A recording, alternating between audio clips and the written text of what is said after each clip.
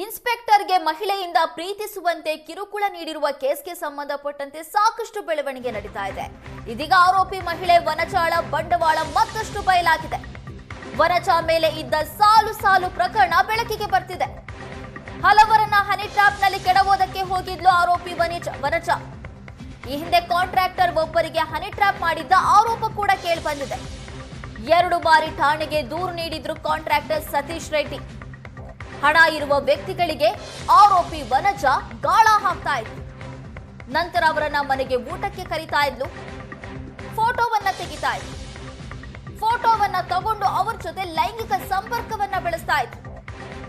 ನಂತರ ವಿಡಿಯೋ ಮಾಡಿಟ್ಕೊಂಡು ಬೆದರಿಕೆಯನ್ನ ಹಾಕ್ತಾ ಇದ್ಲು ವನಜಾ. ಕಾಂಟ್ರಾಕ್ಟರ್ ಸತೀಶ್ ರೆಡ್ಡಿ ಊಟ ಕರೆದು ಬೆದರಿಸಿ ಹಣವನ್ನ ಪಡೆದಿದ್ರು. ಚಿನ್ನದ ಸರ, ಬ್ರೇಸ್ಲೆಟ್, ಉಂಗುರವನ್ನ ಕೂಡ ವನಜಾ ಪೀಕಿದ್ಲು. ವನಜಾ ಕೇಸ್ನಲ್ಲಿ ಬಗೆದಷ್ಟು ಬಯಲಾಗ್ತಾ ಇದೆ ಆಕೆಯ ಕರ್ಮಕಾಂಡಗಳು.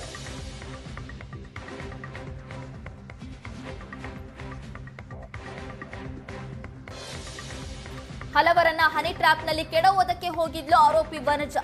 ಹಣ ಇರುವ ವ್ಯಕ್ತಿಗಳಿಗೆ ಗಾಳ ಹಾಕ್ತಾ ಇದ್ಲು. ಫೋಟೋವನ್ನ ತಗೊಳ್ತಾ ಇದ್ಲು. ಅದಾದ ಬಳಿಕ ಲೈಂಗಿಕ ಸಂಪರ್ಕವನ್ನ ಬೆಳೆಸಿ ವಿಡಿಯೋ ಮಾಡಿಟ್ಕೊಂಡು ಹನಿ ಟ್ರ್ಯಾಪ್ ಮಾಡ್ತಾ ಇದ್ಲು. ಊಟ ಕರೆದು ಬೆದರಿಸಿ ಹಣವನ್ನ ಪಡೆದಿದ್ಲು ಮಹಿಳೆ. 2022ರಲ್ಲಿ ರಾಮಮೂರ್ತಿ ನಗರ ಠಾಣೆಯಲ್ಲಿ ದೂರು ದಾಖಲಾಗಿತ್ತು. ಕಾಂಟ್ರಾಕ್ಟರ್ ಸತೀಶ್ ಆಸ್ತಿಯನ್ನ ಲಪಟಾಯಿಸೋದಕ್ಕೆ ಸಂಚನ ಅನ್ನುವಂತ ಹೆಸರನ್ನ ಇಟ್ಕೊಂಡು ನೋಡಿದ್ರು. ಹಲವರಿಗೆ ಹನಿ ಟ್ರ್ಯಾಪ್ ಮಾಡಿರುವಂತಹ ಆರೋಪ ಕೇಳಿಬಂದಿದೆ. ಪೊಲೀಸ್ ಅಧಿಕಾರಿಗಳನ್ನ ಬ್ಲಾಕ್ ಮೇಲ್ ಮಾಡಿದ್ಲು. 2018ರಲ್ಲಿ ಜಗದೀಶ್ ಎಂಬುವ ಹೆಡ್ ಕಾನ್ಸ್ಟೇಬಲ್ ಮೇಲೆ ದೂರು ದಾಖಲಾಗಿತ್ತು. ಮದುವೆಯಾಗೋದಾಗಿ ನಂಬಿಸಿ ವಂಚನೆ ಮಾಡಿರೋದಾಗಿ ದೂರನ್ನ ಕೊಟ್ಟಿದ್ರು. ವೈಟ್ ಫೀಲ್ಡ್ ಪೊಲೀಸ್ ಠಾಣೆಯಲ್ಲಿ ಪ್ರಕರಣವನ್ನ ದಾಖಲಿಸಿದ್ದು.